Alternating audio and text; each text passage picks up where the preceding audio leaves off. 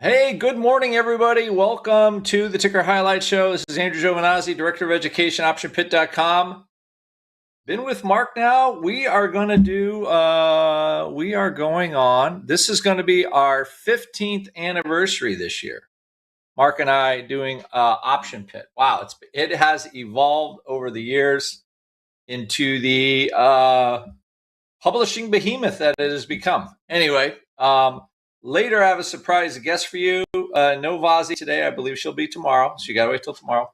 But we'll have somebody equally, if not more impressive, Frank Greger, will be joining me to talk about what's going on in defense and aerospace. But first, I want to talk about what's going on in markets today. And also, for all of you in Series Club, I have a surprise. We'll have a surprise. I believe we might get rooster alerts. We might get a rooster alerts. Actually, we got some trades running pretty good in there. Series Club, check it out if you can. But really what you need is Mark is doing an open house, Alpha AI. Check out the link above. Check out the link right above. Open house, it's a freebie. You can see what Mark does in Alpha AI. Also, coming into the election, we're going to have what I call squeezier markets, right? Perfect example today of that is this. And actually, I can hear the rooster right outside the door, so I'm sure we'll get something. TLT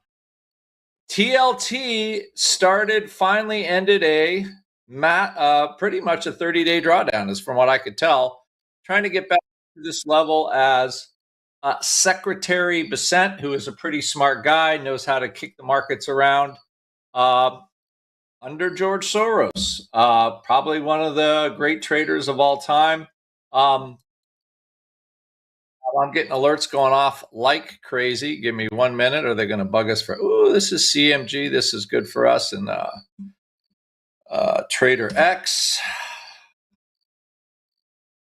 And it looks like the snoozy assets are coming back here a little bit. That's kind of what I'm feeling. So for people, Ticker Highlight Show, we had a little bit of a win going on in Clorox as well. Tim Colby was right on kind of the snoozy assets coming back. But right now, you have a jump in bonds. Now, here's the question. Is anything stopping the real issuance of Treasury debt? This is something I talked about yesterday in RIP Zone. Could have had a little better timing, but we got the long gold side as well, which is doing okay today. But what's happening is this is the government realizing that, the markets left to themselves, interest rates are going up, and they're going to have to do something.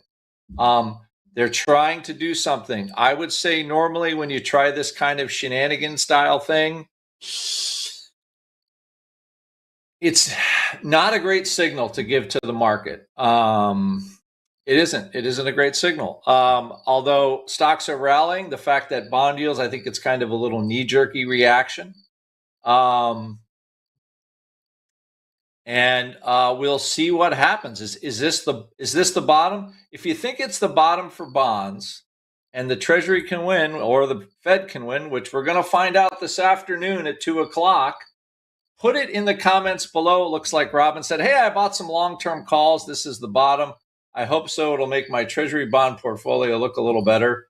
But now, I got another alert here. What is firing off here? Oh, oil prices going to the moon. Right after I close my calls, of course. Again, I don't see this as a positive either. I have to be honest. The fact that we're getting a little bit of a lift here in the TLT, I think that is temporary. What we call a mechanical squeeze, because the Treasury is trying to manufacture it here. But on the flip side, you have, and this is the second part here of what I want to talk today before Frank comes in like a couple of minutes. You have an Exxon. I follow like all the majors. I do own some pretty good. Two of my biggest holdings are up big today: biotech and energy. And this is just a oil prices going up is very squeezy. I don't see how that's great for the market, to be quite honest. You want oil prices kind of, you want them to be in a happy place. I think they're getting a little squeezy. So, and I want to read here exactly what happened, because Tim posted this in our trader room today. I thought this was kind of cool. So I just wanted to kind of read this here. The U.S. Department of Treasury is increasing by at least double the size of liquidity into supporting buyback operations for longer dated nominal coupon securities, 10 to 20 years. The current maximum size of $2 billion per operation will be at least $4 billion per operation. The change is effective the 9th, saying, hey, we're going to basically buy some more long-term stuff, $4 billion per, and we have $40 trillion in debt. So this is the note that made the market kind of jump. Anyway, short term, I think stocks are reacting. I don't know if the SPX will stay up on the day because of this. But I think that is you've got this and you've got oil prices going straight up. Now, you're starting to look here and say, all right, let's go back here. Let's go all the way back to April and see where we got. And I'm like, and this is a topic we're going to cover on Rip Zone today. It's hard to believe that oil is becoming the story. Now, speaking of stories, so we've got national debt is going crazy. So the Treasury percent does this basically little sleight of hand thing with long end versus short end, as Garrett already described. Oil prices are still going up, which can't be great for the Iran conflict. Still going on, and we still don't have answers. And then, of course, we had this thing where the national debt was at an all-time record. On the good news side, I just want to slip in some good news right before Frank comes in, and hopefully Amin's got him queued up in the back there somewhere. Moderna, mRNA, is up 128% today on a cancer vaccine. Now, I thought I bought a bunch of XBI, IBB, own some Amgen. I don't own any Moderna, unfortunately, but I have like some CRISPR, some Amgen, some Regeneron, and a whole lot of XBI and IBB because I can't figure out which stuff to buy.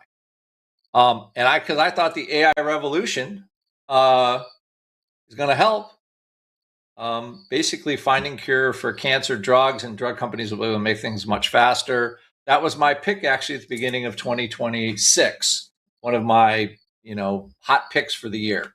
It's done very well, IBB, on the year. Not too bad. So. Of course, it's not, SanDisk, but not bad for a sleepy biotech. So my point here is this is very positive. So you've got like the positive things because technology is, and capitalism, all that stuff is doing good stuff. On the other end, we have this federal government that can't quite get out of its own way. So we'll see how that all turns up. Overall, the market seems to be just kind of hanging out here, not quite understanding what to do with the news until maybe they bring some minutes out and we hear some more from Jackson Hole over the coming weeks. That's where we got. I think it's going to be hard for the market to get any momentum, but it can squeeze. It can always squeeze just like Treasuries did today. Now with that, I want to bring in Frank Gregory. Hopefully he's here. Do we have him in the back somewhere, Amin? Venus here. We do, Andrew. Oh, good. There he is. As usual, he's in an undisclosed location somewhere. No, I can disclose where I am today. Oh, okay. All right. So that's no problem. Are you home? Like, where are you where are you? I'm in Arizona. Oh, okay. Oh, look at that. Yeah. So okay, yeah. And that's where your drone company is, correct? That's where you guys have moved the headquarters to? Yeah, we've got a 18,000 square foot facility here. I believe that that's good. So what I wanted to talk a little bit today here, and this is a subject for everybody, um, and um, and what's been going on in well, the first thing I want to do is uh, talk to us a little bit about drones, because one of our favorites is RCAT, right? One of our favorite little drone companies here is RCAT. But what what is the trend that all of a sudden we just like Boeing made an investment into Archer Aviation? Can you explain to everybody how that is different? How that is different than the investments and kind of where the big prime defense contractors have done things in the past. I kind of wanted to give people, because we want them to catch the future. There's all, ACHR, I believe. There we go. All right. Okay. So, Yeah. give them. No,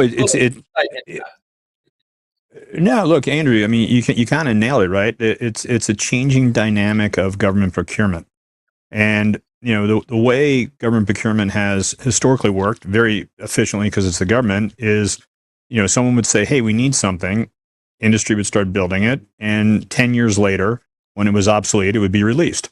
I mean, that's kind of the way government procurement normally worked, and with the what the Ukrainian war has taught other governments is you need to iterate very quickly, and you need to bring new technology. We gave early on in the Ukrainian war, a little anecdote here. We gave them some U.S. drone technology, and 6 months later, we went and checked on our technology, and they were on version 9 of our own technology, where we were still on the first version. So they were just fast iterating, and so the government looked at that and said, "All right, we need to, we need to get new technology, which is really being produced by startups like mine, into the hands of the warfighter faster." Historically, what would happen is if some upstart company would come out with cool tech, a defense prime would usually just buy it out. Great, owner got some money, and that tech typically, unless you really discovered a white space, was going to conflict with something with that prime. So the prime would shelve it, and that tech would either never be seen again, or 5 years, 6 years later, it would finally come to market. Government doesn't want that. It would be hidden in the shadows forever.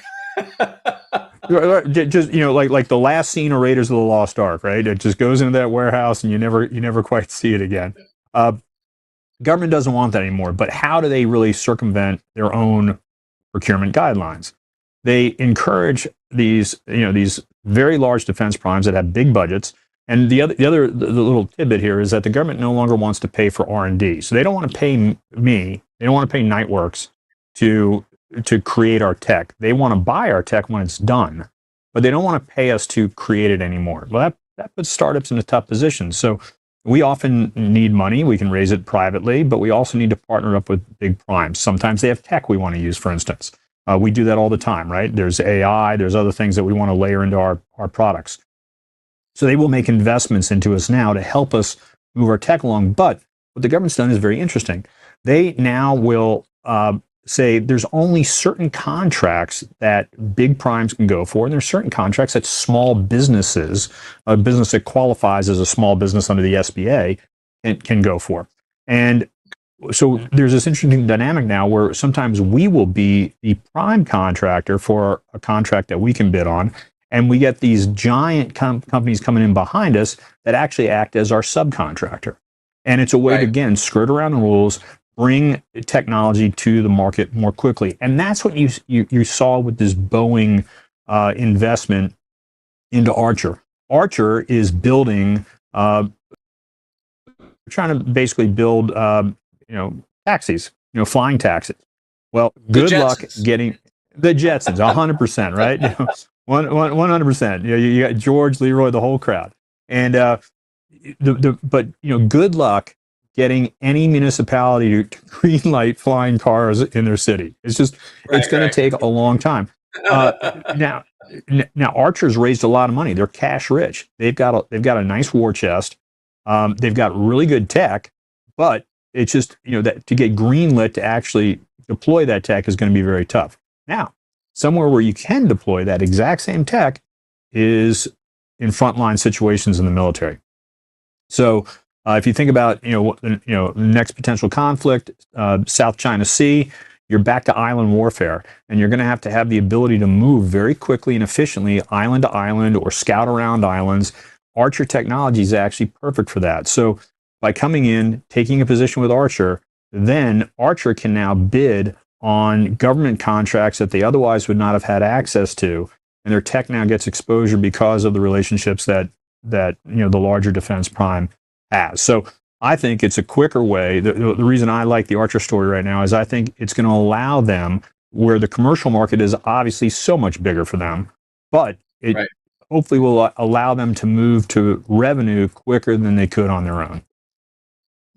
So this is like I like when you describe this to me. This is a big sea change for all these little companies, and especially 100%. like companies like Archer that have small market caps. This also has the potential to squeeze them, kind of like we saw, when Archer was like $5, and now all of a sudden it's closer to $7. You've got the big squeeze potential, which of course Mark is going to talk about after the show at 10:30. How to use Alpha AI. A lot of the names that we look at are squeeze potential names, by the way. So all of a sudden, Frank, I guess. Oh, I missed you. He got a little. Oh, go ahead. That thing popped up into the 13s as well. So yeah, it is a nice little. It reminds me of RCAP a little bit. Yeah, and that's another, and that is a stock here that RCAT is a stock we have a position in capital gains. And what we do, we have a customer question. Where does Anduril stand in the hierarchy? That's a good question. Anduril is an interesting one, and it's kind of the bane of everybody else's existence because this new method of acquisition is their fault. Right, Palmer Luckey. When you're a billionaire and you start a company, it's very easy. It's much harder when you're not a billionaire and you try and have a startup company. They are doing another round of private capital raise at a plus $100 billion valuation. I think it's 112 billion is going to be their valuation on this next raise, and they still have the nerve to call themselves a startup because they're not a public company. It's kind of a joke. But Anduril is a marketing machine. I'll give them that. They sell more things with fancy videos than any company I've ever seen. But look, they've got good tech. They've got good backing. They've got Palmer Luckey's sister's married to one of the higher ups in our government. They've got good connectivity into everything, and they're putting out some decent tech. So. Certainly, when they go public, it's going to be huge. It's going to be a massive IPO. Whether or not that sustains or it goes SpaceX-y is going to be, we'll have to wait and see. Right. So right now the landscape is changing for all of these small companies, which is something we kind of specialize in capital gains in general, right? So because you're involvement directly with, we'll call it a mini defense contractor, subcontractor, but now you can become a prime contractor. So it changes a lot of the calculus for how fast these stocks can grow, which makes it pretty exciting for us at Capital Gains. One last thing, because I know you're hooked. You listen to the dysfunction in Washington. One place that is not dysfunctional is how much they're going to spend on drones. Like, could you give people an idea of what they spent on drones maybe in the last year or two prior, and what they're going to spend going forward in 2027? Well, look, again, they have to address new realities, because if you look in the first 14 days of the war in Iran, we lost $3 billion of aircraft. $3 billion in the first 14 days, and not shut down. Just mishaps, the whole 9 yards. We spent $65 billion on munitions. So when you start looking at that cost ratio, you need to bring cheaper alternatives. Drones do that. So the Department of War for its the White House for its 2027 budget requested $74 billion for drones. And that number is a 24,000 times increase over fiscal year 26. 24,000. I almost feel silly saying that number, but that's what it is. 24,000 times increase. So there's a lot of money going to drones.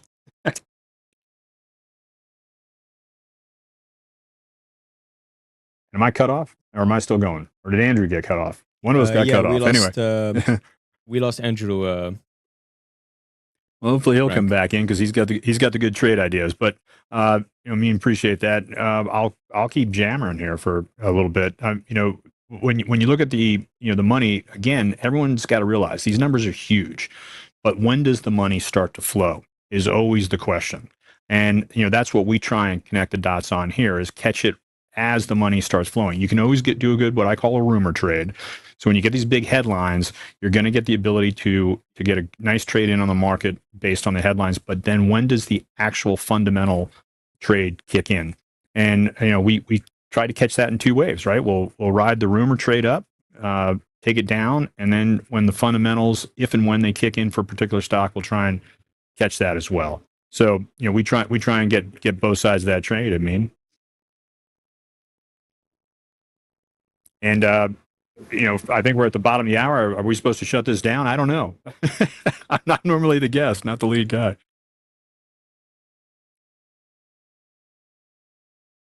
I mean, I can hop in and say if we're not going to get Andrew back. Yeah. Hey, Mark, Frank. how you doing? What's going on, buddy? Good.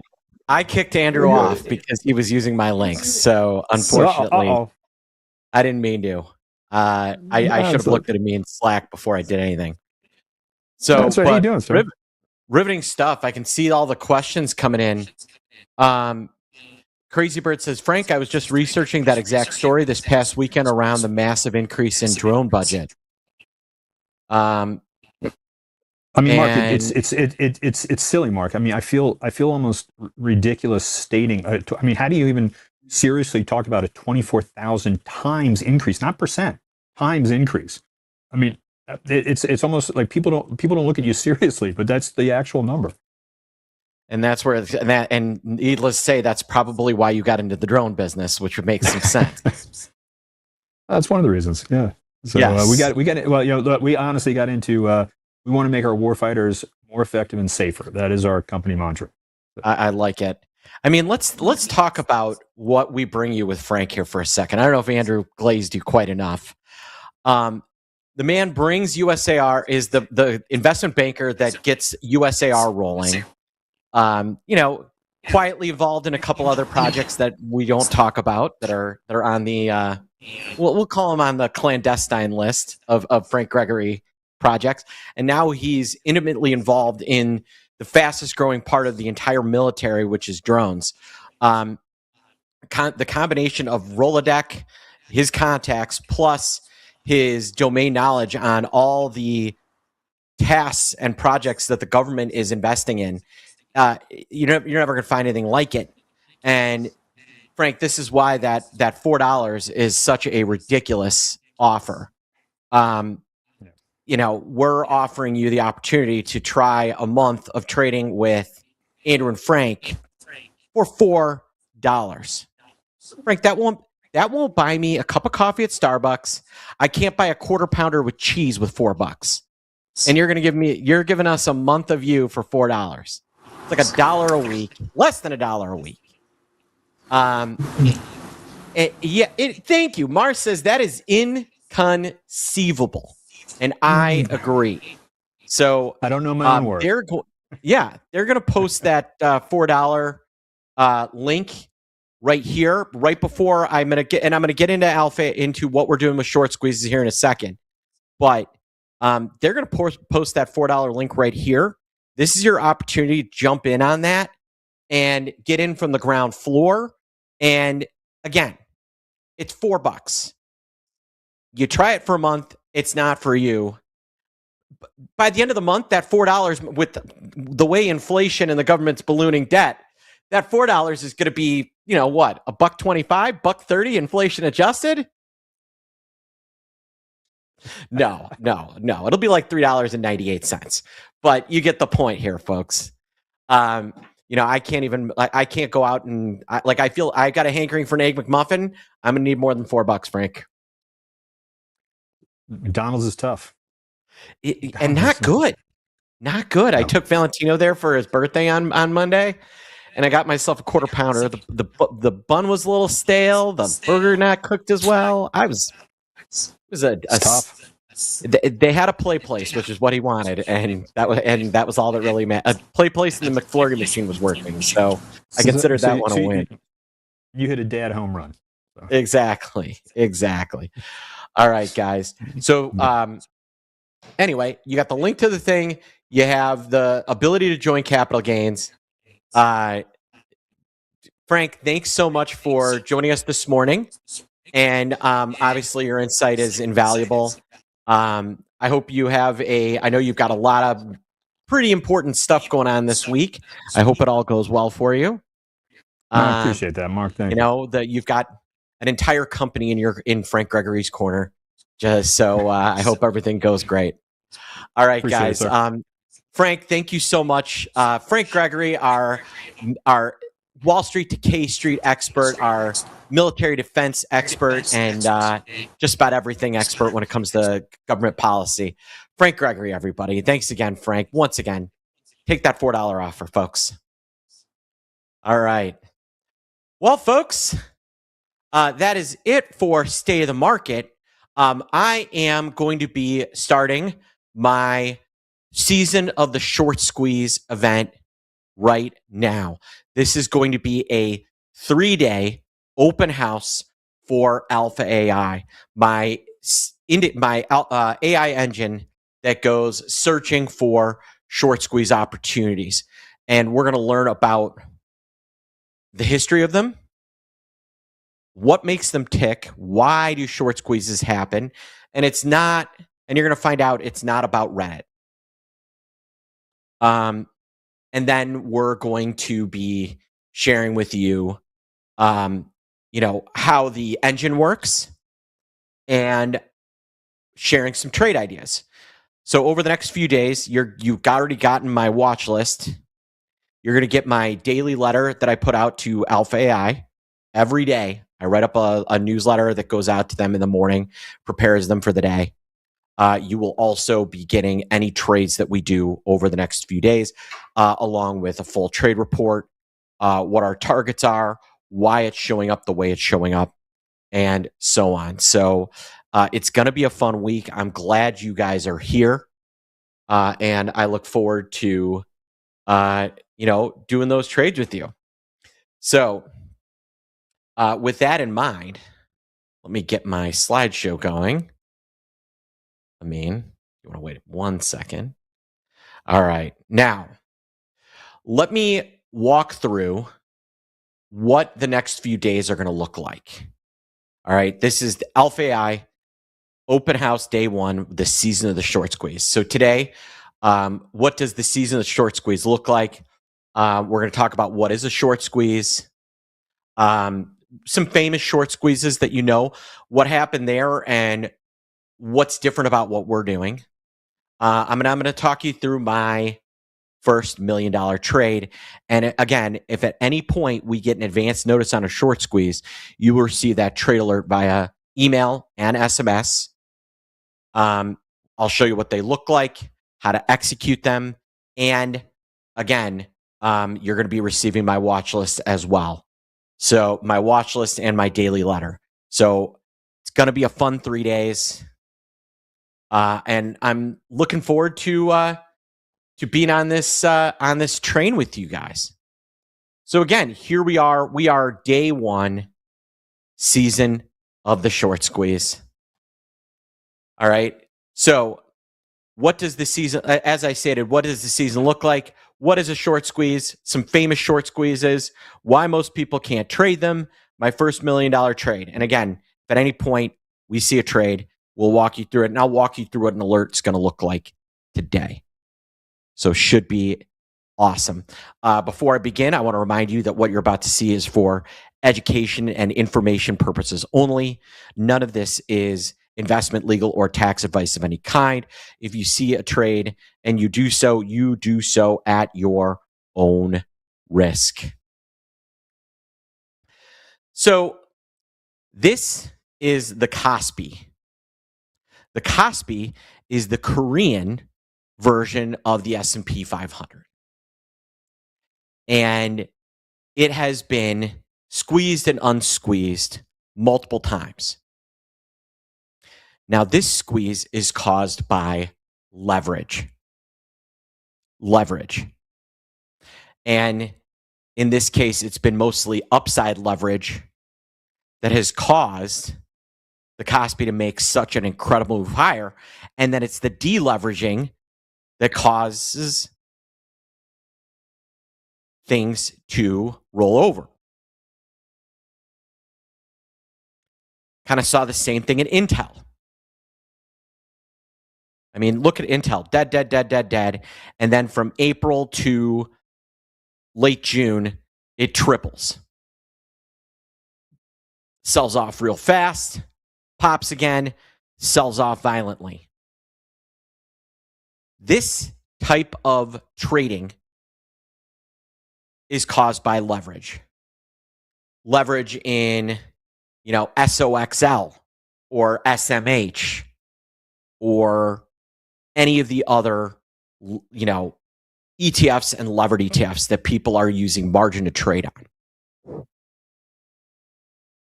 Now, what makes things like the Kospi and Intel a little different is that this is caused by leveraging and not hyper shorting. But it looks pretty similar when you look at it on a chart.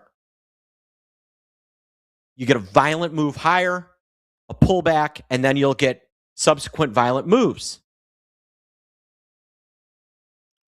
So let me show you what a short squid looks like in what I like to trade.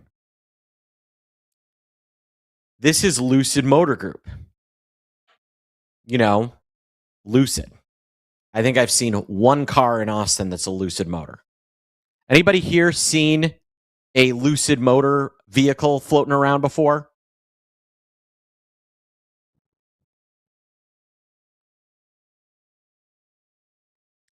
Yeah. All right, we've got some people who've seen Lucids, but not many, right? Not many. I see more. One, I mean, obviously I'm in Austin, so the car I see the most that's electric is a Tesla. Like 60% of my neighbors own at least one. They're headquartered here. Makes some sense. I've seen, then up next is Rivian, and then every other electric, and then Lucid Motors. Like, I do not believe this company is going to be around in 5 years.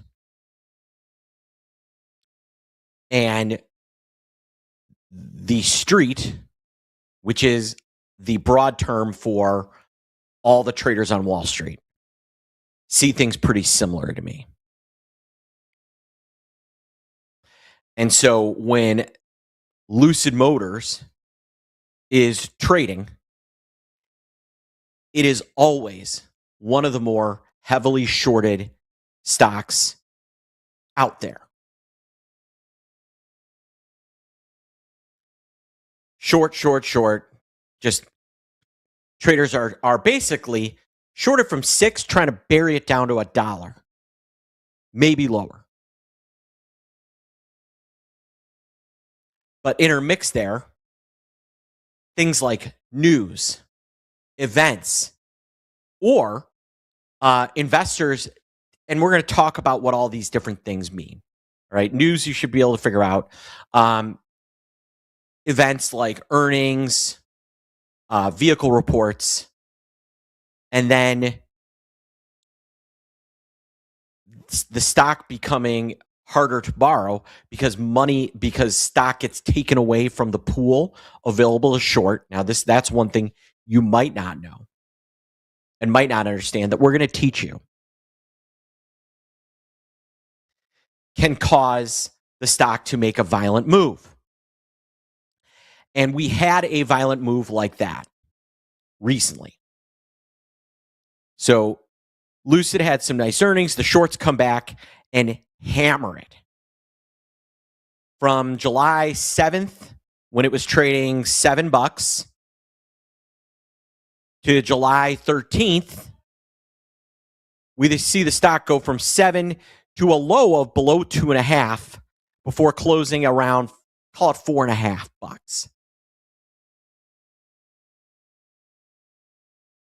The shorts got greedy and didn't take their profits. They press.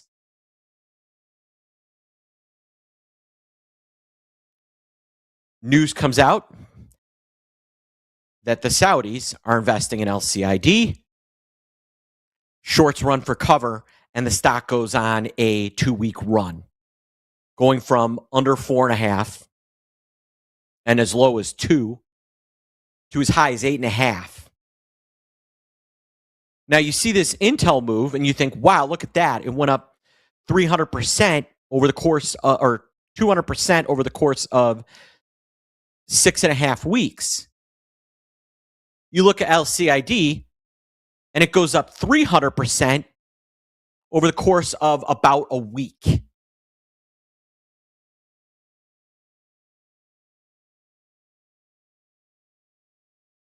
This is what I'm trying to trade and what we're here to learn about. My goal is to teach you how our tool and how you can catch when LCID is down here before it moves to here. And that's what we're here for the next 3 days. We're looking for those 2, 3, 5-day wins that add up to triple digits. So now let's talk about what actually causes a short squeeze.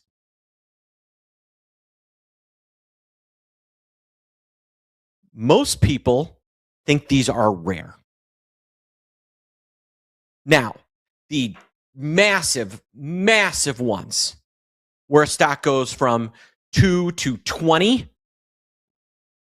those are somewhat rare, not nearly as rare as you think. But there are a lot of short squeeze moves that are $1, $1.20, that are under your radar, that are not under ours, that happen all the time. They're not rare. In fact, there's probably several a week. Not all of them are great setups. But there are 1 to 2 really nice setups for a short squeeze just about every single week. And most short squeezes are mechanical in nature. And they can trigger, in the right environment, one that we're kind of in right now, they can trigger daily or at minimum several times a week. And the reason why, and I focus on stocks under $20. And the reason being is a name like LCID going from 4.5 to 8.5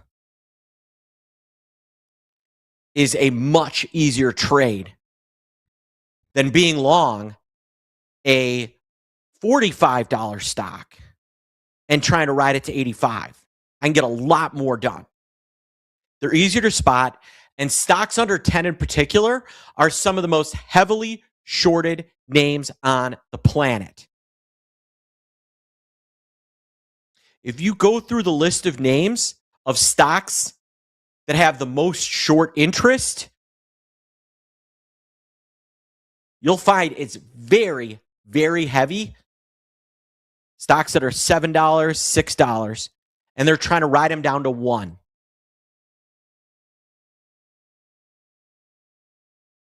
It is not a smooth ride. So let's walk through the mechanics. All right, every day, and I'm going to talk about this in terms of option flow, but the same applies to stock flow.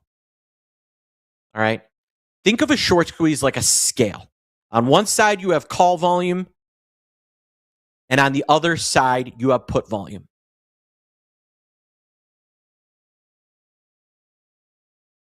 Over the course of the day, you're going to have lots and lots of trading in calls and puts, back and forth. Normal stocks are going to be about 60 to 65% calls, 35 to 40% puts.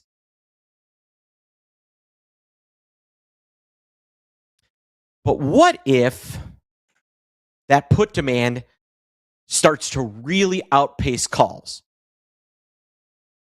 Puts are an excellent way to get involved in a short.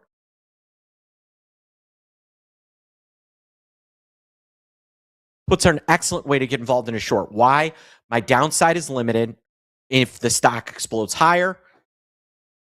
And two, they can very nicely mimic being short the stock.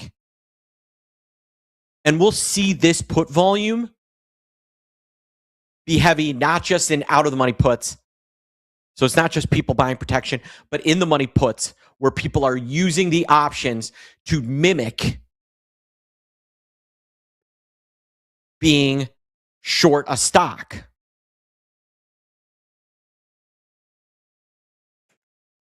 This is what causes a short squeeze, that imbalance. And now let's talk about why I like inexpensive stocks for squeezes. Tesla's about $321 a share. I don't know, where is it right now? It's up to 340 now.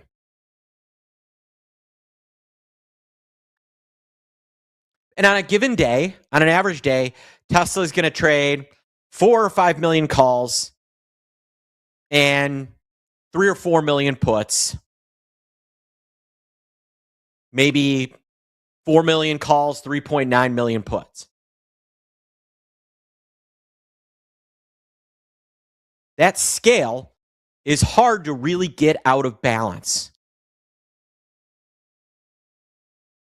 because there's so much volume. Right? When Tesla's averaging several million contracts a day, if I buy 50,000 puts, does that move the needle very much?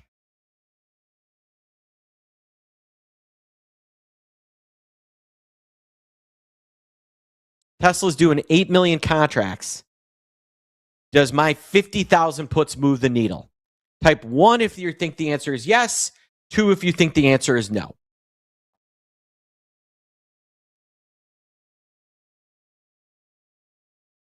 Yeah. Not really. Not really at all.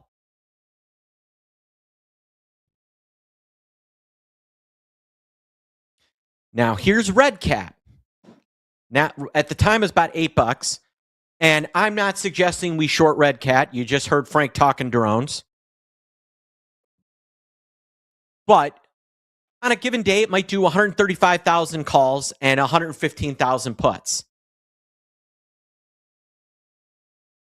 Still some decent volume, but that's a lot less. I mean, compare the two. One, I need to do huge volume to tip that scale. And the other one, right, on 250,000 contracts a day is 15,000 puts going to move the needle. Not 50, 15.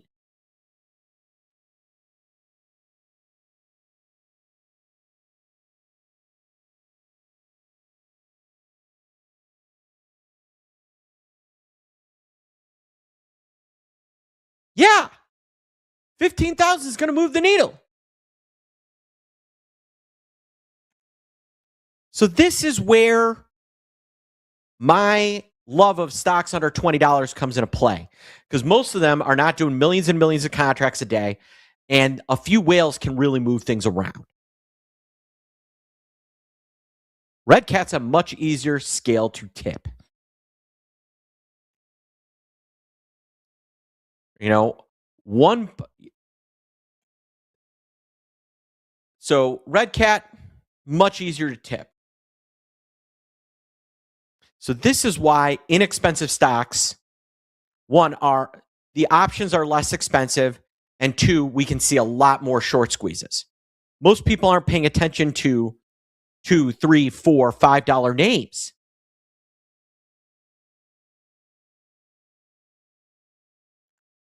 So let's talk about two of the famous ones. GameStop and AMC. And how you would have how what I do would have caught this. Because these both started under $10.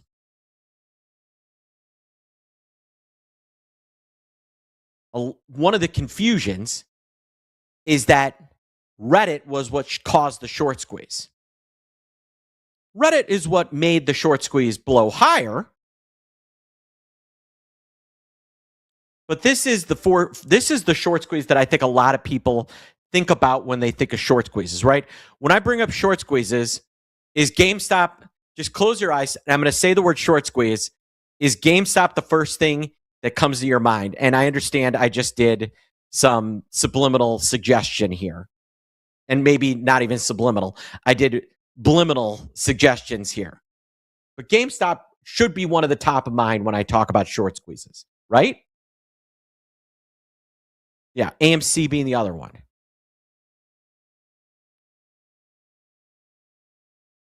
So, let's talk about that. You have Wall Street bets on these, all right? These guys are the get-rich-quick people. They're not interested in a repeatable process. They took a mechanical short squeeze that took place in GameStop, and one smart trader, Roaring Kitty, saw the mechanics and figured out, hey, if I go on Reddit and get a bunch of people here, I can really move this thing around. So with GameStop, we already had traders, investors starting to get mechanically pulled out of GameStop. But the big money players, like Melvin Capital, they have the ability to access stock and stay in,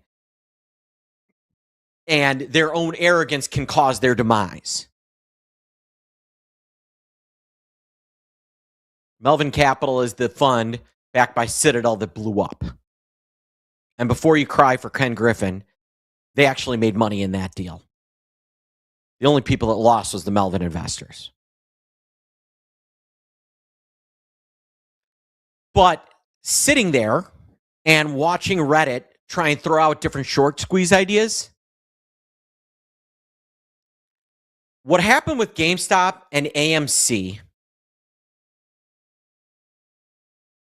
is like, and trying to repeat that within Reddit is like seeing a bolt of lightning hit a tree, split it in half, and then standing in the middle of that tree and expecting to get hit by lightning again. Does that analogy make sense? I thought you were going to say you will try to recreate the lightning yourself, Mark. No. Although I've been told I run like lightning and pass like thunder. No, the idea that this is something that can happen and we can get this move again is impossible. But now, I had not built this technology yet before. But I did go back and test it to see if it would have caught the mechanical short squeeze in GameStop before it got Redditized.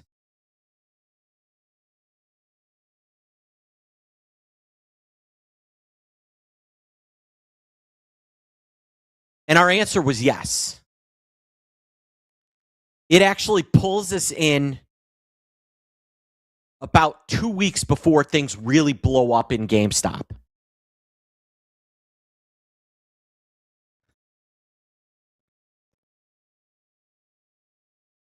So you can see here's where Alpha AI gets in. Now, as you know, it blows higher. In theory, Alpha AI's exit would be up around $100.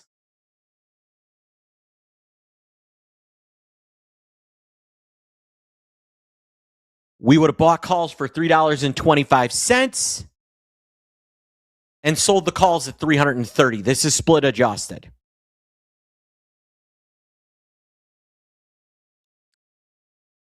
That would be a 10,053% gain. Now,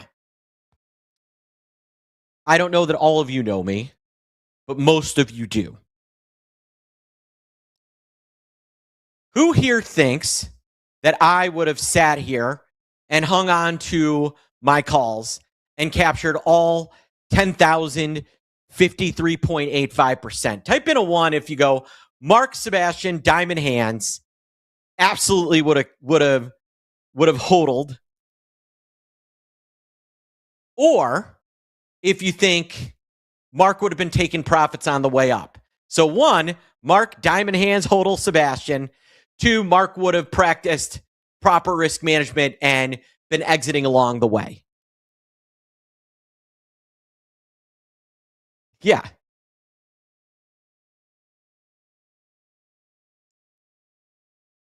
Yeah. The only diamonds and hands in this house are the rock on my wife's left ring finger, and maybe the studs in her ears. That is the only diamond hand that we have in this house.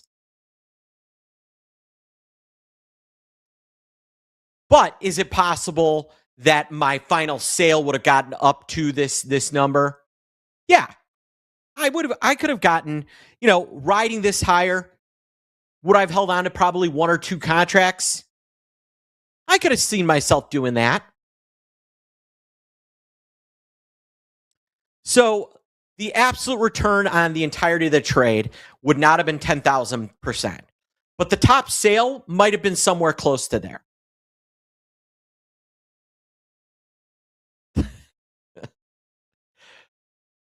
So that's, every $1,000 would have been $100,000. Now, again, we're not going to collect all 10,000, but even getting 1 or 2 of those calls out at $330 is an unbelievable amount of money.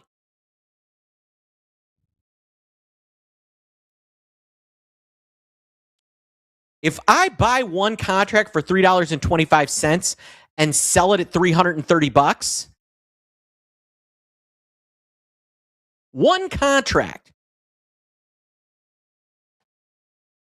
that's $32,000.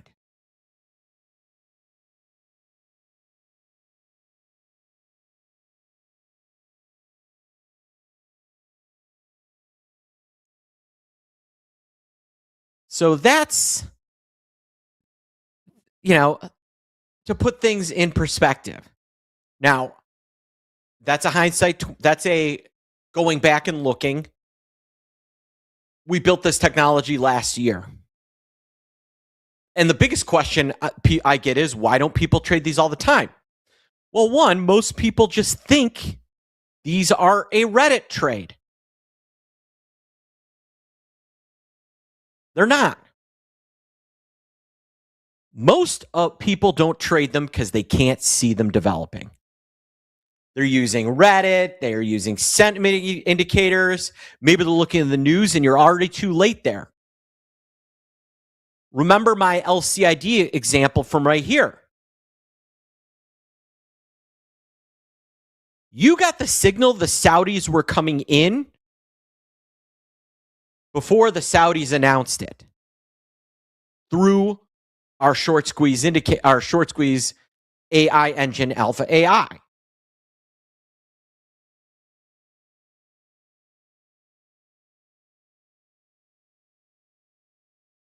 Now, what I've developed is something with 4 what we call tripwires. And these are 4 different things I need to see in order for me to believe a squeeze is developing.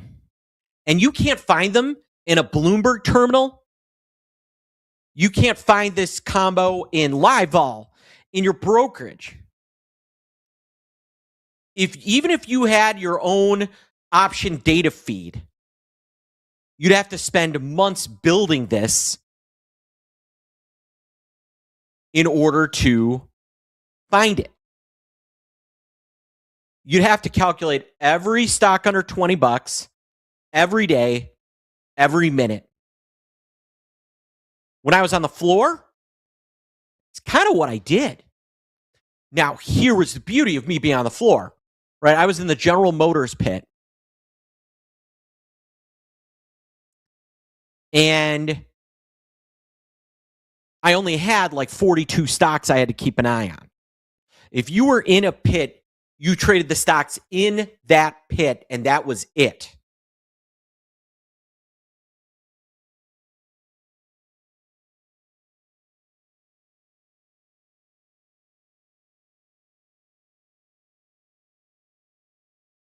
So I would sit there and calculate the stocks that I knew were hard to borrow.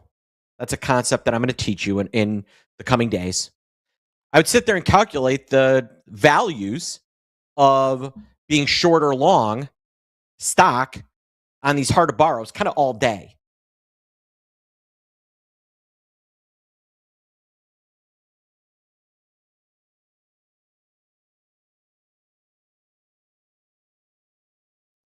So let me tell you about my best trade ever. This was my first trade that was just a clean $1 million+.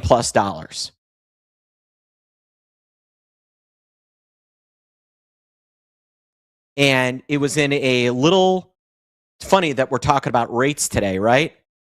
Because this was in a subprime lender named Novastar Financial. And back then, you might get some retail people trying to trade squeezes with the stock, but it was primarily something that would happen within institutions. And I had to calculate the market mechanics in my head. Call it Mark AI.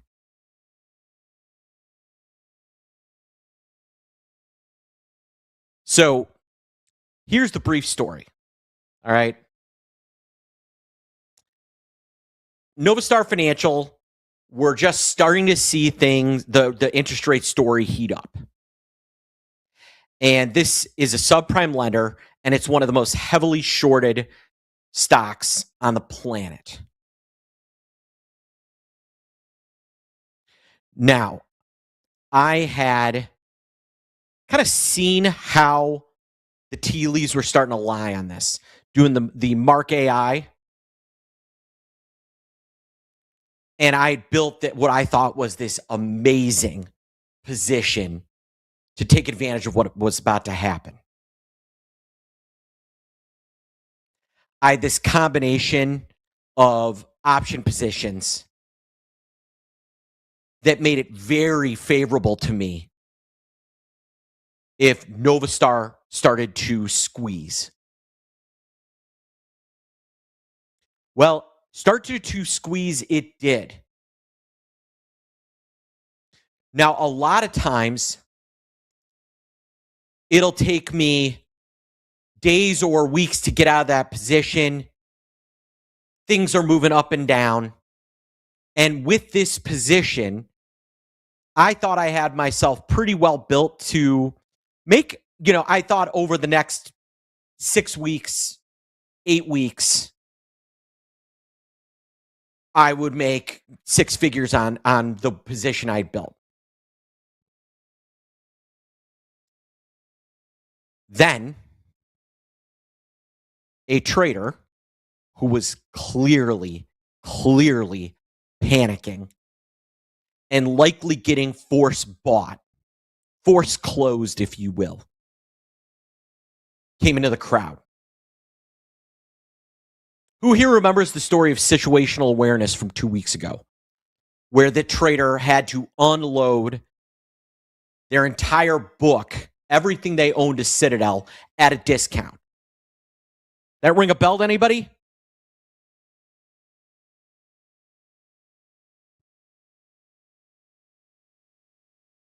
Now, what worked to my advantage is that Citadel wasn't as big. Susquehanna wasn't as big. There were more players. The trader to offload this position needed our help. I took down 6% of that trade. You're saying, Mark, how much is 6%?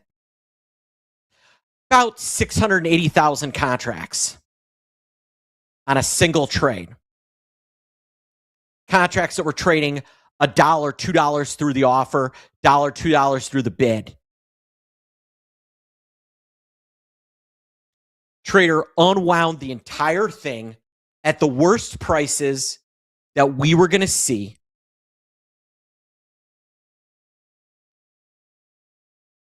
Because the stock was squeezing hard and they didn't want to blow up their company.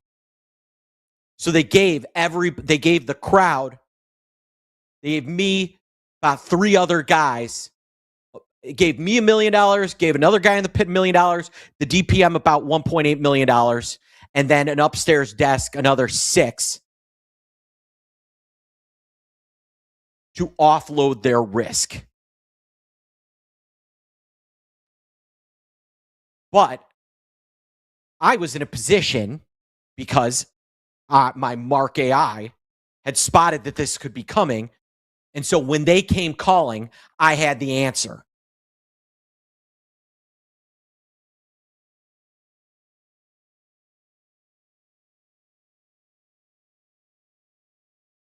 So that is how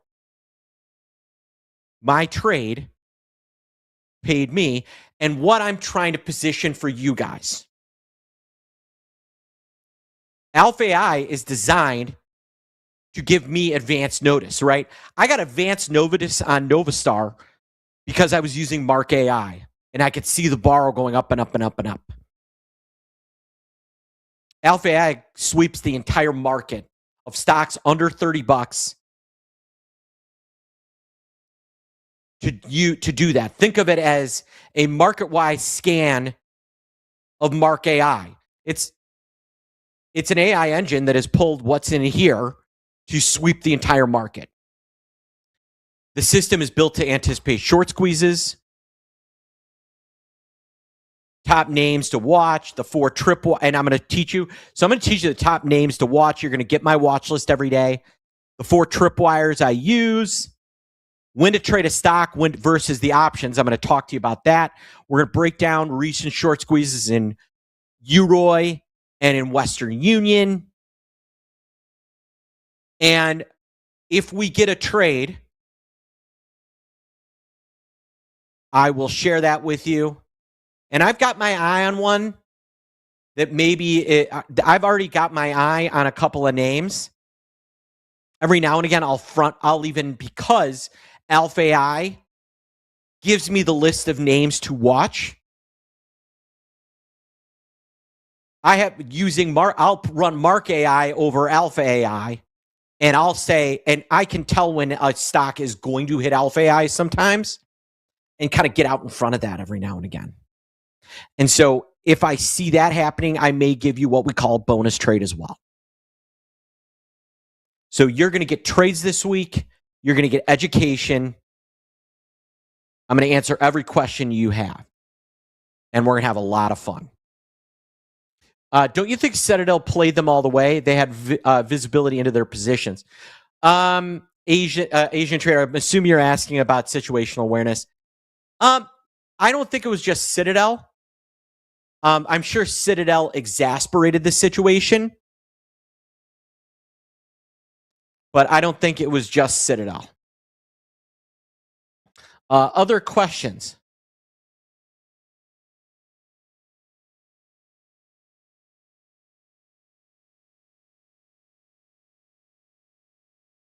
Yeah. Explain the universe and give 2 examples. Okay, Woodchuck. The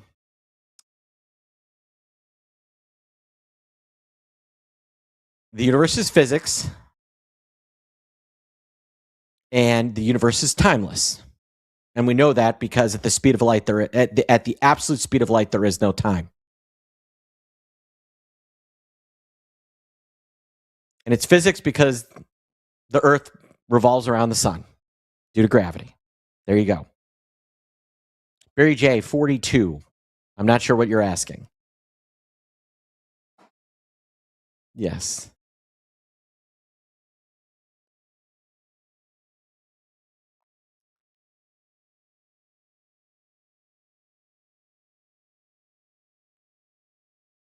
All right. Looking to see. Yeah, big blonde diamond hands. That's funny. Yeah. 42 is from Life, Universe, and Everything. Oh, there you go, Scavenger. All right. I don't see any specific question. Before we dive into the for this snowballs, Bausch and Lomb, BSC, not the oh yeah.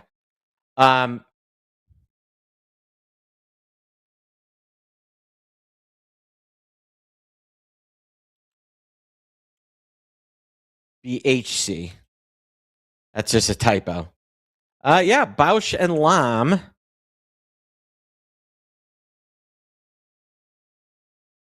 You know, this is one where an earnings can. This is actually an interesting one. Here, let me pull this one up.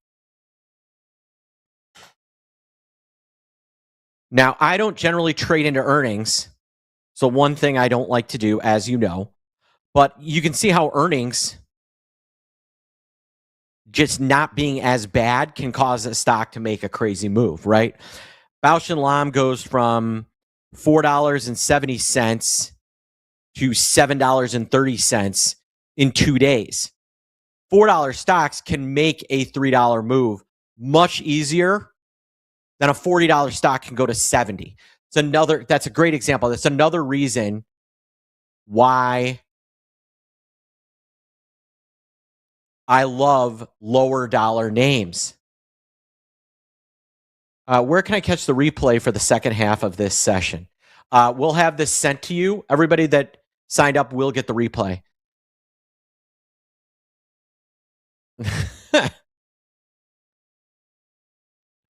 Thank you, Rise. All right. I don't see any other major questions.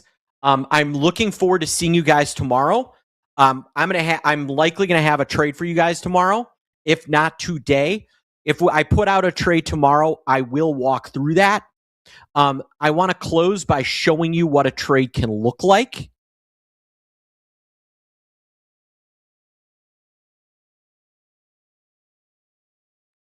And how they work.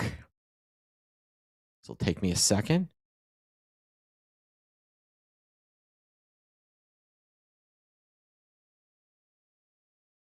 All right. So here's an example. And of course, I slide it over and it goes back to the top. There we go.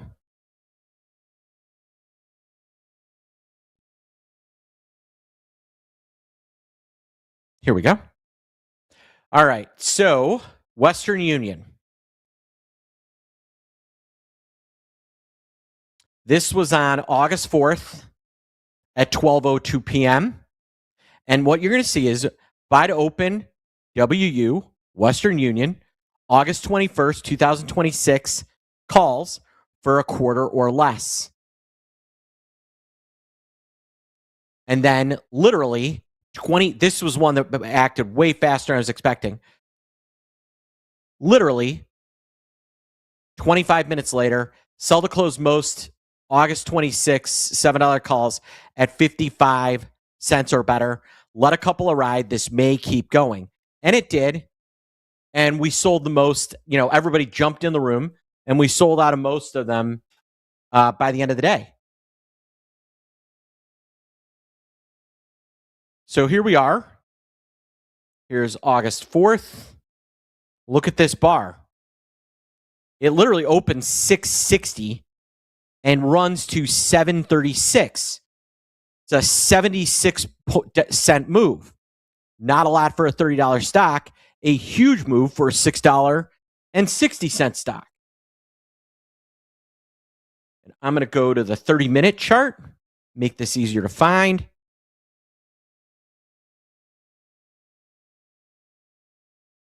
And here we are. Look, starting to creep higher.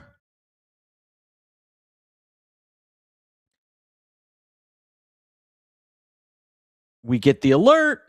Boom. Explodes. Tops out at $7.35. That is what we are trying to do. And this is what an alert is going to look like. And this is what the closing alert is going to look like.